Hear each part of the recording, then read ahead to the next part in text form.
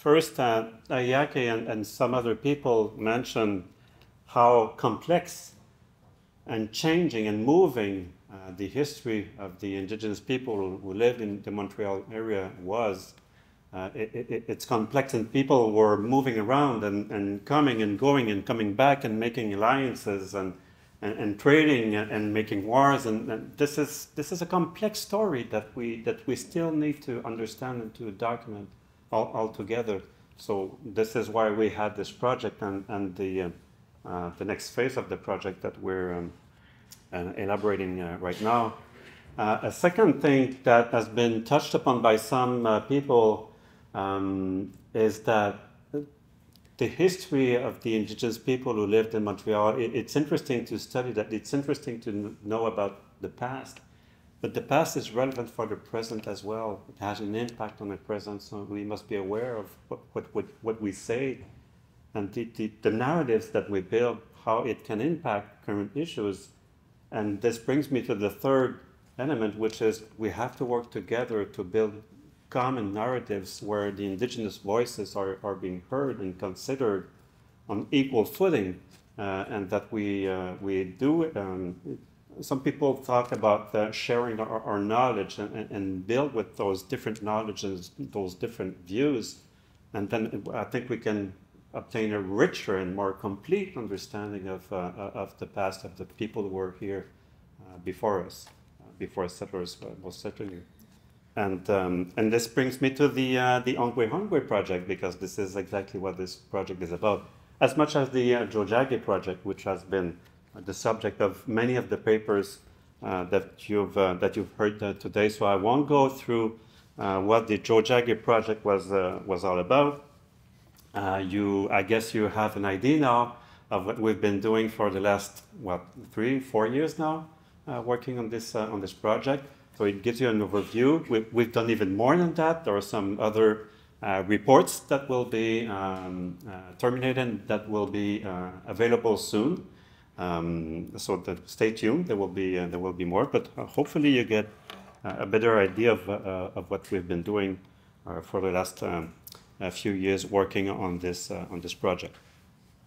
Another perhaps a general comment is that many people underline how much more could be done, how much more we have to do, how many questions are still unsolved or uncertain, or have contradictory views on more sensible or sensitive issues or complex issues, and that we have to work together trying to understand those more complex issues. So this is again why we are thinking about building let's call it a follow-up to the Tiohtià project, because we haven't finished the job with the Tiohtià project. We have just begun to work together to better understand this very important and rich part of the history of the area that we all live on today. So what is it? What is the Onkwehon partnership? First, Onkwehon, and correct me if I'm wrong, but based on my discussions with my indigenous partners in this project, it basically means the indigenous people. So the people who lived here before, the people who lived on Third Island. Am I right, or am I oversimplifying something? Not too far off? Except not all in the past tense. Yes, also today, of course. First of all, it's a research partnership. And the term partnership here is important. It's not one project, contrary to, even though the Tiohtià project was also multiple projects in collaboration between many people. But even so, more so with this partnership. So it's a partnership, a research partnership that we are building, in which there will be many research projects that will be conducted with a large number of people and institutions, as you can see. I'll show you a list of projects in a moment. So we have, to this day, 65 researchers and 28 partner institutions who have accepted to work with us to better document the indigenous history, not only of Montreal, but of what we call ancestral Iroquois. So we have a larger, how could I say this? We're becoming more ambitious and want to cover larger areas. and include and invite other experts and expertise in this project. So I won't name you the 65 people who are working with us. This includes indigenous people, indigenous experts in a variety of fields who will work with us. You have the complete list of the 28 partner institutions. There are museums, universities, indigenous councils, indigenous institutions, archival centers, etc., etc. So a large variety of partners who are all interested in working again with us to know more and know better about the history of this vast region.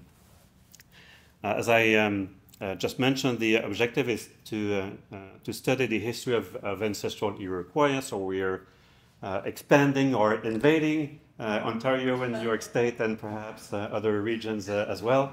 So, but every people that we have contacted and asked if we could invade them, were happy that we were inviting ourselves in their part of the territory where they live, and using three very central concepts. And perhaps that would be actually a fourth comment that I would make. The three central concepts that are there: identities, territory, and social interactions. I think everybody have been touching upon these, at least one or two, if not three, of those concepts. So it kind of reassures me in the sense that they are indeed central to the questions that we've been addressing today and that we will address with the rest, with the second phase of this partnership. So it's really about how people define themselves and how they occupy the land and connect with the land, and how they interact with each other on this land through time and space. Those are all interconnected, I think. And this is why we need a large variety of experts and perspectives and expertises to cover or to make sure that we will be able to understand those three central concepts appropriately. We have invited people who have an expertise in oral tradition, archaeology, history, bioanthropology, linguistics, and museology. And again, not only settlers or non-indigenous people, but a certain number of indigenous colleagues will participate. Some are in the room right now, but some others are from elsewhere, but will join the project. Now, I'm sorry, this is very small. This is the list of the 15 projects that we've identified so far. You know, we will have to continue discuss this at the end. There could be more, there could be less, probably not more, because 15 is already quite a lot. We may merge some of them, and certainly many people will work on many projects at the same time, because we want this to be interdisciplinary. So we want the disciplines and perspectives and expertises and points of views to always be considered together, so that we all share our experiences on those different projects that we will conduct. And again, make sure that every voices and every ways of knowing will be considered and will be included. See, the term collaborative is really important here. It's not just because it's a buzzword. We really believe in the plus value of working together on such project. It's also a vast digitization and dissemination enterprise. You will see this more specifically in a graph that will show you in a moment. So it's those are two very important parts that will kind of be satellites to the research projects as such. So it's important to first digitize the collections that we'll be working on. This is what Gates St-Pierre and the other people have been starting to do for a few years now. So to digitize archaeological collections, but also archival collections, documents, maps, dictionaries, so that those documents are made accessible to the researchers, but also to the indigenous communities who are interested in having access to those documents and having an easy access, so that eventually they can conduct their own research on those documents. And eventually I would become an obsolete person, you know. They can do the research by themselves. and they don't have to rely on us anymore. Although I wish that we will continue to work together for a very long time, of course. So it's really a question of making this more accessible to everyone, and to democratize and to make it, again, more easily accessible, especially considering that some of those collections are dispersed in so many museums and provinces and countries. It's not true that they're all online right now. Many are making serious efforts to make their collections available online, but many are still at the beginning of this process. So we'll be kind of helping them, making this more easily accessible. Also sharing the knowledge, I've mentioned this, but there are so many ways that we can share knowledge, and we have excellent people, again, in this partnership who will be there to help us in doing this. Museum people, of course, but other people who know how to give public talks and to communicate on the social media and other ways where this knowledge, and not only the knowledge, but the outputs, the reports, the books, the articles that we will publish, that we will produce, will be made accessible again more easily on a single and large website, for example. So this is also very important. The project is collaborative, and it also aims at, it's aiming to decolonize research. I know this is a big word, again, it's another buzzword. We hear this for very often. Many people pretend that they want to decolonize, but they don't actually do. I'm not saying we're there yet. I'm myself working on this. I'm just trying to decolonize my own practice. It's going to be a long process. I'm not there yet, but I have the sincere objective of doing it, of at least trying to do it with our Indigenous partners in this project.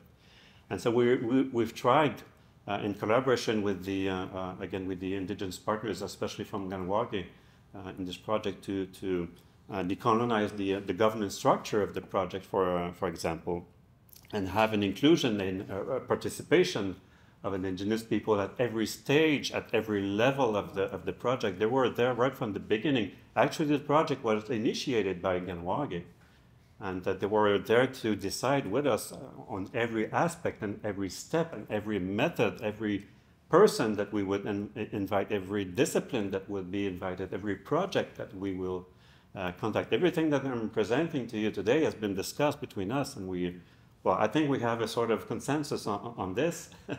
I hope, and if not, we're going to continue to discuss this. And this is also visible through the governance structure that we have again built together, where our Indigenous partners will be involved. I'm sorry, this is again very small, but they will be involved in every element of this graphic, in every section or segment of the governance structure, and especially in this steering committee, where this is, of course, where the main decisions will be taken, but also in every research committee and among the partner institutions as well. So this is one way that we could sort of indigenize our governance structure, using a terminology, also using words that are more appropriate. For example, we will try to avoid concepts or words that can be offensive. And this is why we prefer to speak about the ancestors instead of human remains, or why we would prefer to talk about circles, where we will work in circles in collaboration instead of committees, which is more like formal and perhaps more like a managerial term that it may be not appropriate for a project like this. We'll try to work as much as possible through consensus. Christine, correct me, or Hendrik, or anyone, but I don't think we ever vote on anything during the 4 years we work together. We always try to reach, to make decisions by consensus, and sometimes we had to discuss for a very long moments, but we always reach consensus. Now we're going to be 66 people. Is this going to be possible? I'm not sure, but we'll try. We'll try to indigenize again our decision-making as much as possible. And if it doesn't work, we'll sit down and talk and see how we can do this in a way where everybody will be comfortable with the way we're going to do things. Other ways to make this a collaborative and decolonized project is to have collaboration. Well, I mentioned the third point here where we have identified the collaborators who will work with us. The inclusion of indigenous methods. John has been talking about the social network analysis. This is something that Gaëtan and Christine has identified as something of interest to them because well, one of the reasons I think is that it allows to have a more general, I would call this a pan-European perspective, which was kind of new because we used to, archaeologists, to work with specific sites and look at small regions. But this is a scale of understanding that sometimes was not relevant for our indigenous partners, and they wanted to have a larger picture. And this is what the social network analysis conducted by HART allows. So we were all very happy to pursue that kind of analysis, and we will continue to do this with the second phase. Many projects, I know you couldn't read them because they were very small, but many of them will revisit current and sometimes colonial narratives about the past. And we definitely have to rewrite those narratives together again with indigenous voices and in being self-critical, you know, and revisit our views and try to understand what are our bias as settler scientists, and how can we correct this in light of what our indigenous partners are showing us and learning from us. So you have no idea how much I've been learning so far with this first phase of the project, and I hope I will learn again much more from working with my indigenous partners for the next 7 years, hopefully.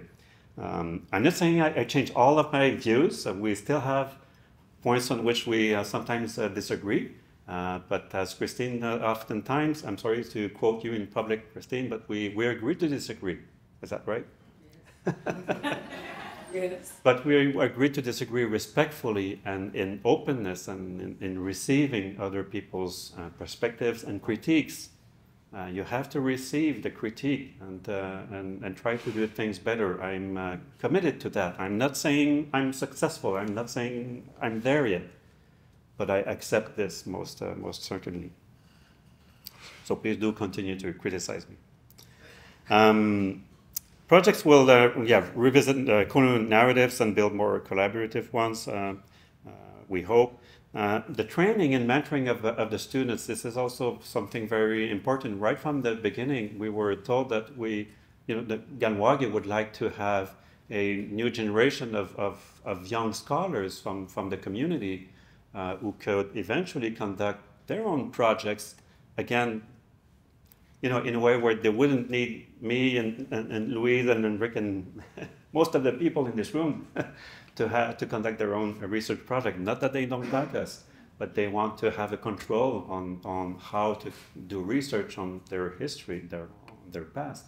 And so I would be very happy to make a small contribution in making this, contributing to this capacity building inside their communities by sharing what I know, if that can be useful to the younger generation of archaeologists and historians and other young researchers among those indigenous communities involved in the project. So we will have grants and other programs for students, a field school. We will assure that they are represented in some of the bodies in the governance structure. You might have seen that we have a student circle in there, where students will be able not only to observe, but to look how we create and manage and organize a project like this and run a project like this, so that they have a better view of how we do collaborative research. And there will be non-Indigenous students in there as well, so they can talk to each other, I hope, and learn from each other. And also because my own students tell me, It's interesting to hear from your projects, Christian. You seem to be engaged in collaboration and decolonization, and that's great, but how do we actually do that? Where do we learn that? I mean, I can talk about this in my classroom, but they will be there sitting with the steering committee, observing and taking notes and perhaps asking questions and perhaps giving suggestions to the people of the steering committee. So they will be on the first seat to see and to learn from this. So we think this could be a very interesting way for younger researchers to develop their own capacities in their communities. We will try. This is there is no formal engagement here. It's going to be a bilingual project, but we would like to have as much as possible, as much as the funding allows, to have translations of important documents in some of the indigenous languages that will be involved in the project, so that those could be more easily shared among the communities and perhaps contribute to the maintenance or revival of some of those languages.